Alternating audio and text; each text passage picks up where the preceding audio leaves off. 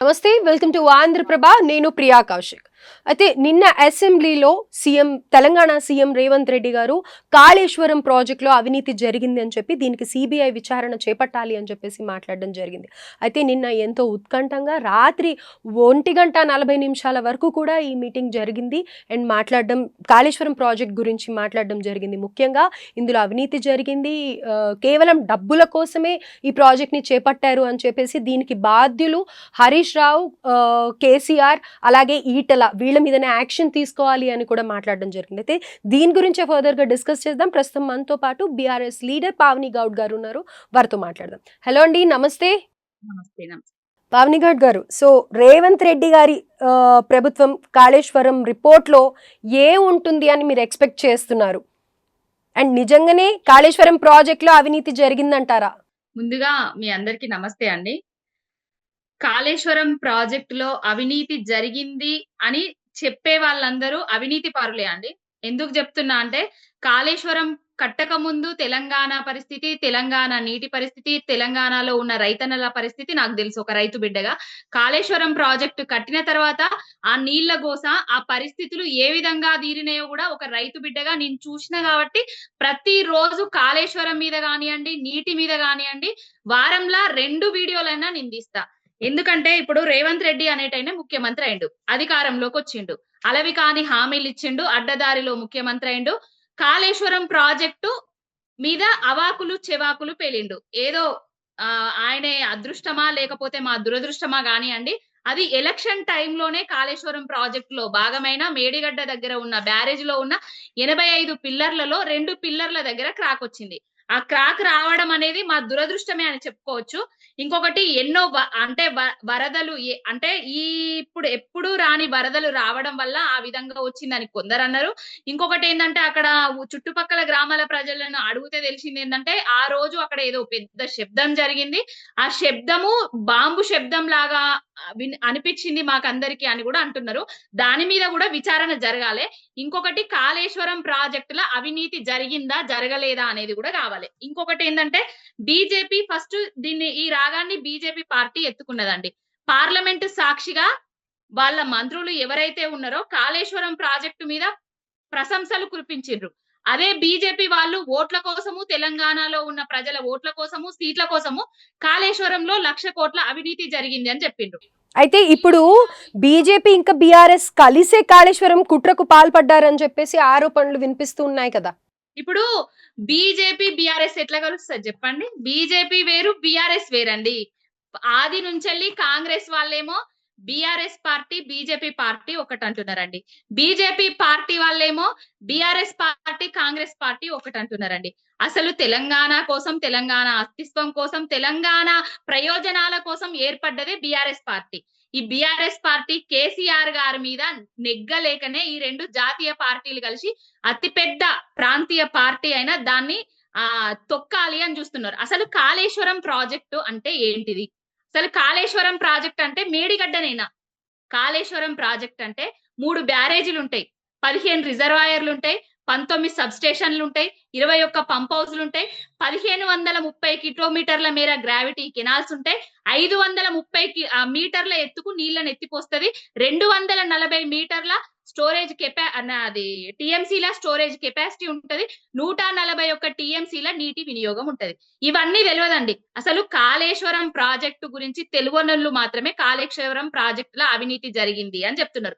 అయితే ముఖ్యంగా ఇందులో తుమ్మిడిహెట్టి నుంచి మేడిగడ్డకి మార్చడానికి గల కారణం గురించి ఆయన మాట్లాడడం జరిగింది. కేవలం కమిషన్ల కోసమే మార్చారు అని అనేసి అని అంటూ ఉన్నారు కదా, దానికి ఏమంటారు? అయితే తుమ్మిడిహెట్టి దగ్గర 2008లో అంబేద్కర్ సుజల స్రవంతి ప్రాణహిత చేవెళ్ల ప్రాజెక్ట్ అని చెప్పేసి శంకుస్థాపన చేసింది కాంగ్రెస్ పార్టీ వాళ్ళండి. మహారాష్ట్రలో కాంగ్రెస్ పార్టీ గవర్నమెంట్ లో ఉంటది, కేంద్రంలో కాంగ్రెస్ పార్టీ అధికారంలో ఉంటది, ఇక్కడ కూడా ఉమ్మడి ఆంధ్రప్రదేశ్ లో కాంగ్రెస్ పార్టీ అధికారంలో ఉంటది. మరి అప్పుడు 2008లో ఏదైతే శంకుస్థాపన చేసి తట్టెడు మట్టి కూడా ఇప్పటి వరకు అక్కడ ఎత్తింది లేదు, పోసింది లేదు. నేను మా పార్టీ వాళ్ళేదో వీళ్ళ మీద ఉన్న గ్రడ్జ్ తోటి ప్రాణహిత చేవెళ్ళ అనేసి తుమ్మిడిహెట్టి దగ్గర ఉన్న ప్రాజెక్టుని తీసుకొచ్చి మేడిగడ్డ దగ్గర పెట్టిండ్రు కావచ్చని నేను ఆ తుమ్మిడిహెట్టి దగ్గరికి కూడా పోవడం జరిగింది. అక్కడ పోయిన తర్వాత అసలు ఒక మట్టి పోసింది లేదు, ఒక ఇటుక పెట్టింది లేదు, ఒక ప్రాజెక్ట్ అంటే ఒక పిల్లర్ కూడా కట్టింది లేదండి. వాళ్ళే ఇప్పుడు వచ్చి మేడిగడ్డ దగ్గర వీళ్ళే తీసుకొచ్చిర్రు కట్టిర్రు అని చెప్తాండ్రు. మేడిగడ్డ దగ్గర కట్టాలని కేసీఆర్ గారు అనుకోలేదు. మేడిగడ్డ దగ్గర కట్టాలనేసి ఎవరు నివేదికలు ఇచ్చిండ్రు, ఎక్కడ నీటి లభ్యత ఉన్నదని వాళ్ళే చెప్పిండ్రు. ఇంకొకటి తుమ్మిడిహెట్టి దగ్గర పర్మిషన్స్ కోసం కేసీఆర్ గారు ముఖ్యమంత్రి అయిన తర్వాత మహారాష్ట్ర పోయి ముఖ్యమంత్రి అక్కడున్న ముఖ్యమంత్రి తోటి చర్చలు కూడా జరపడం జరిగింది. నేను అక్కడ ప్రాజెక్టు కట్టద్దు అని యుద్ధం చేసినోని, నిరసనలు తెలిపినోని, నేనెట్లా ప్రాజెక్టుకు మీకు అది ఇస్తాను, పర్మిషన్ ఇస్తాను అని చెప్పడం కూడా జరిగింది. ఇంకొకటి ఇక్కడ ఇట్లా తుమ్మిడిహెట్టి దగ్గర ఇట్లా ఉంటదండి. ఏంటంటే ఇటు వార్ద వస్తది, ఇటు వెనుగంగ వస్తది. ఇటు సైడ్ ఏమో వైల్డ్ లైఫ్ చాప్రాలో ఒకటి ఉంటది, ఇటు సైడ్ ఏమో మన భూభాగం ఉంటది, మధ్యలో కొంతనేమో మహారాష్ట్ర కలుస్తాయి. ఇవన్నీ పర్మిషన్స్ రాకనే వాళ్ళ అధికారంలో ఉండి కూడా పర్మిషన్స్ తీసుకురాలే. కానీ పర్మిషన్స్ తీసుకురావడానికి కేసీఆర్ గారు సాయశక్తులు కృషి చేసిండ్రు.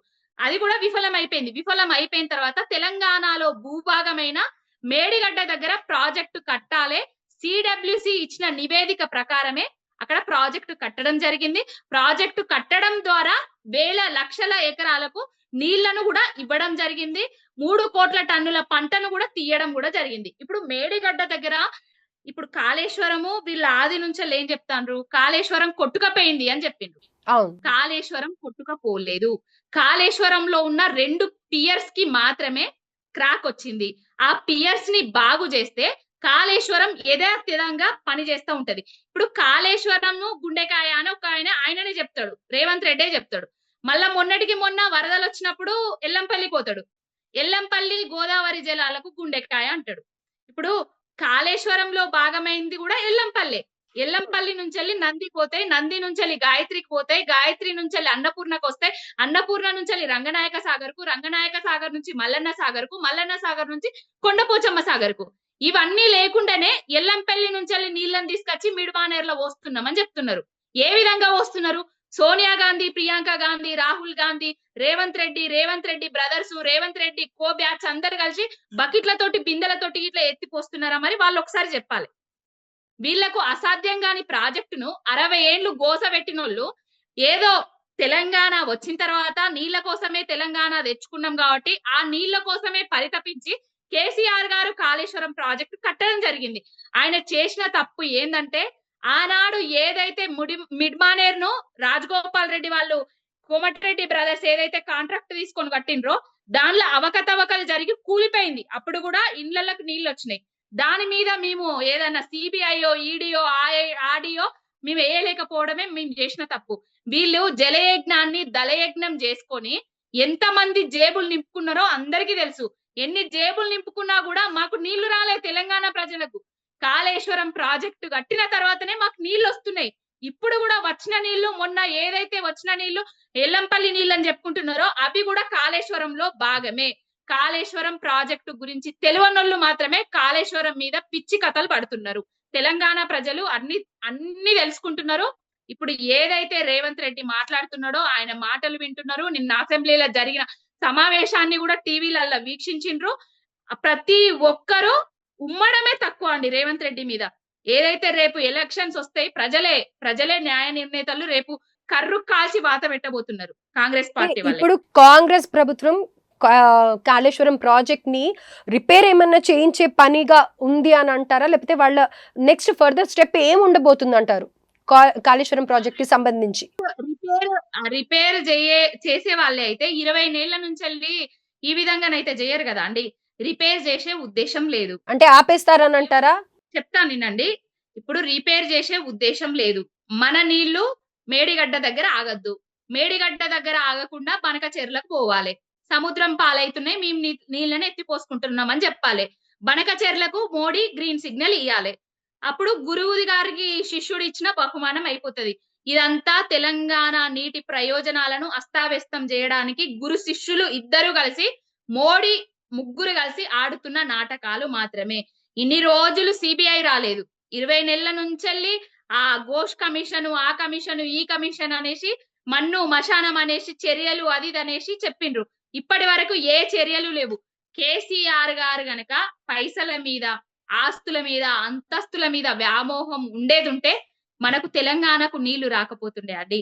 కేసీఆర్ గారు అహర్నిశలు 24 గంటలు తెలంగాణ కోసం, తెలంగాణ ప్రజల కోసం, తెలంగాణ నీటి కష్టాల కోసమే ఆయన ఏ విధంగా కష్టాలను తీర్చాలని ప్రయత్నాలు చేసిండు. ఆ కష్టాలను తీర్చిండు. నీళ్ళని తీసుకొచ్చిండు. ఆ నీళ్ళిచ్చిన నాయకుడికి సీబీఐ అంట. చేయనీయండి చూద్దాం. అయితే ఇప్పుడు నిన్న ఆయన మాట్లాడడం కూడా రేవంత్ రెడ్డి గారు సమావేశంలో ఈ పాయింట్ మీరు ఏదైతే చెప్పారో ఆస్తుల కోసం కాదు అని అన్నారో, మరి ఆయనకి ఇప్పటిదాకా సమకూరిన ఆస్తుల వివరాలు ఏంటి అని అనేసి ప్రశ్నించారు ఆయన. ఎక్కడి నుంచి వచ్చాయి ఆ డబ్బులన్నీ అని అనేసి కూడా ప్రశ్నించడం జరిగింది. ఎన్నో అవకతవకలు చేసింటేనే ఈ స్థాయికి వచ్చారు, వాళ్ళ పరిస్థితి ఏంటో మాకు తెలీదా అని మాట్లాడడం జరిగింది కదా. అంటే రేవంత్ రెడ్డి ఎట్లొచ్చిండ్రండి, రేవంత్ రెడ్డి గోడలకు సున్నాలేసి 50 లక్షల బ్యాగులతోటి దొరికిండు మరి. ఆయన ఏ విధంగా బ్యాగులు మోసి వచ్చిండో మరి ఆయనది ఆయన తెలుసుకోవాలండి.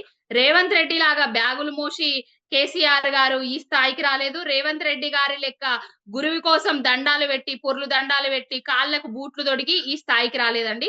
కేసీఆర్ గారు స్వశక్తితోటే ఈ స్థాయికి వచ్చిండ్రు.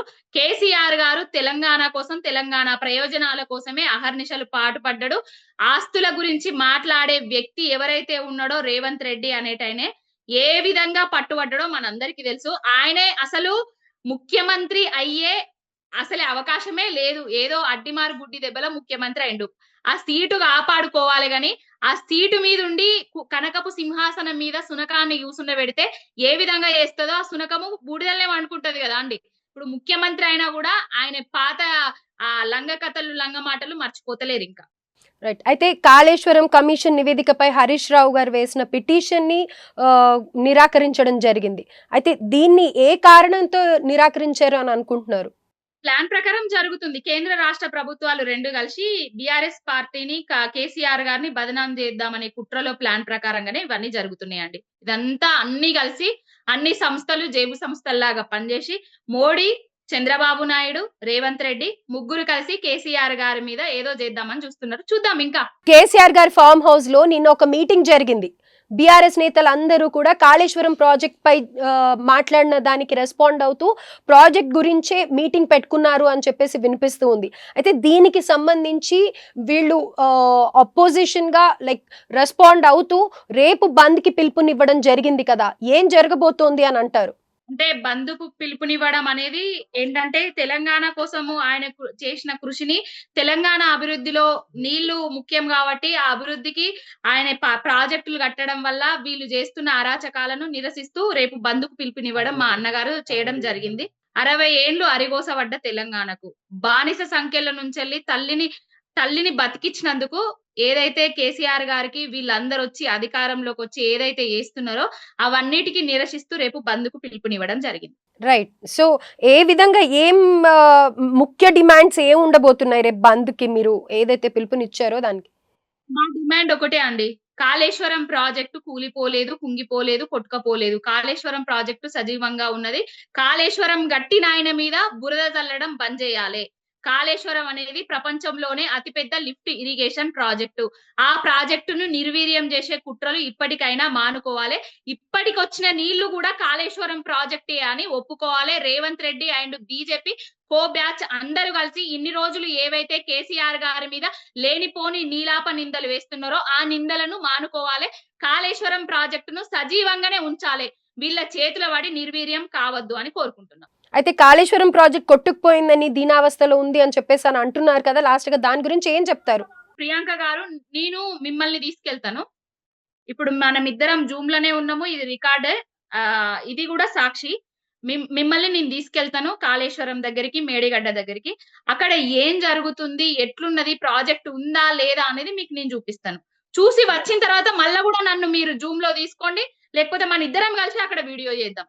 కాళేశ్వరంలో ఇప్పటికీ మేడిగడ్డ దగ్గర 1,00,000 క్యూసెక్కుల నీళ్లు సముద్రం పాలైపోయి ఎన్నడూ లేని వరదలు వచ్చినా కూడా అది తట్టుకొని నిలబడ్డదండి. కొన్ని రోజులు నీళ్లు రాక ఇసుక దందాలు చేసుకుంటారు. ఇప్పుడు నీళ్లు వస్తుంటే కూడా దాని మీద బురద రాజకీయాలు చేస్తారు. ఇప్పుడు తెలంగాణ మీద, తెలంగాణ ప్రయోజనాల మీద, తెలంగాణ ప్రాంతం మీద, తెలంగాణ రాష్ట్ర రైతాంగం మీద ప్రేమున్నోడైతే మొన్నటి వరకు అక్కడ నీళ్లు లేవు. ప్రాణహిత 365 రోజులు అక్కడ పారుతూనే ఉంటది. ఆ నీళ్లను పక్కకు మరలించో ఏదో చేసి ఆ 2 పియర్స్ ని తీసేసో లేకపోతే ఏదన్నా చేసి రిపేర్ చేయొచ్చు. రిపేర్ చేసే ఉద్దేశం లేకనే కాళేశ్వరం ప్రాజెక్టు నిర్వీర్యం చేద్దామనే ఉద్దేశంతోటే రేవంత్ రెడ్డి బూటకపు నాటకపు ఆటలు ఆడుతున్నాడు. ఇప్పటికైనా 22 నెలలైందండి. 2,00,000 కోట్ల పైచిలకు అప్పులు చేసిండు. ఎక్కడన్నా ప్రాజెక్టు కట్టిండా అండి? ఎక్కడన్నా హాస్పిటల్ కట్టిండా? ఎక్కడన్నా గుడి కట్టిండా? ఎన్నన్నా బడి కట్టిండా? ఏది లేదండి. ఫ్లైట్లల్లా తిరుగుతాడు. కేసీఆర్ గారు 1,00,000 కోట్ల అవినీతి చేసిండు అని అంటాడు. బురద రాజకీయాలు చేసుకుంటూ ఉంటాడు. ఇప్పటికైనా రేవంత్ రెడ్డి ఈ ఏదైతే ప్రతిపక్ష నాయకుల మీద నిందలేసుడు పనిచేసి పెట్టిన పొయ్యి కట్టిన ఇల్లు సంసారం చేస్తున్నావు. నీకు అన్ని అప్పజెప్పి పెట్టిండ్రు కేసీఆర్ గారు. వాటిని సద్వినియోగం చేసుకో. ఆస్తులు సృష్టించిండు. వాటిని సద్వినియోగం చేసుకొని ప్రజలకు పరిపాలన అందియ్యి. నువ్వేదైతే 420 హామీలు 6 గ్యారంటీలు తెలంగాణ ప్రజలకు ఇచ్చినవో అవిటిని అమలు చేసే పనిలో ఉండు. బీసీలకు 42% రిజర్వేషన్ ఇస్తా అన్నావు.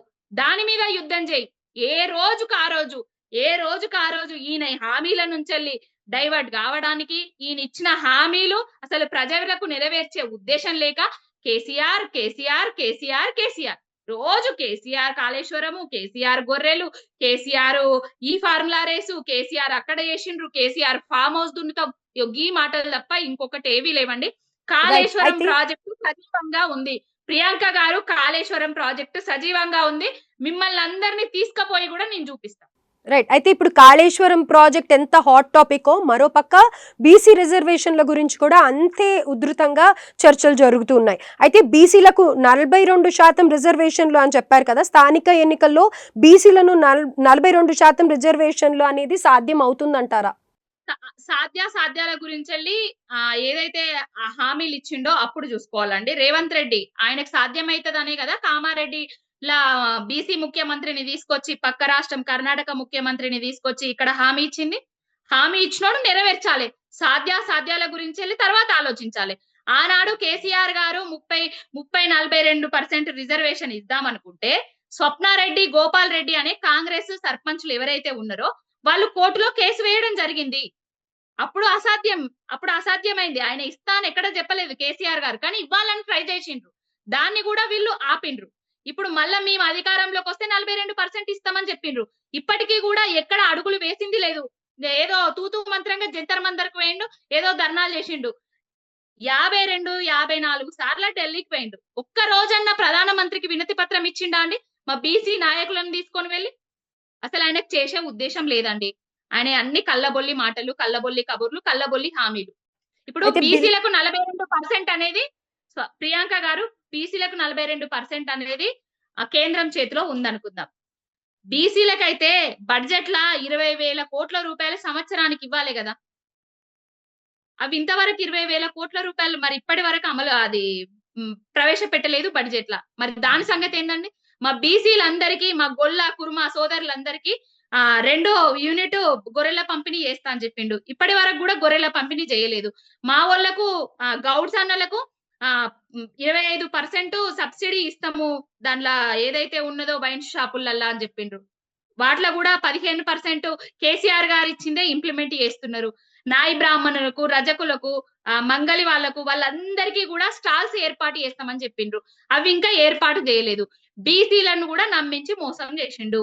అయితే ఈ బిల్లుపై గనక సభల్లో చర్చ జరిగితే ఆర్డినెన్స్ అనేది అవసరం ఉంటుందా ఉండదా? ఇప్పుడు ఆర్డినెన్స్ అవసరమా కాదా అనేది రేవంత్ రెడ్డికే తెలియాలి.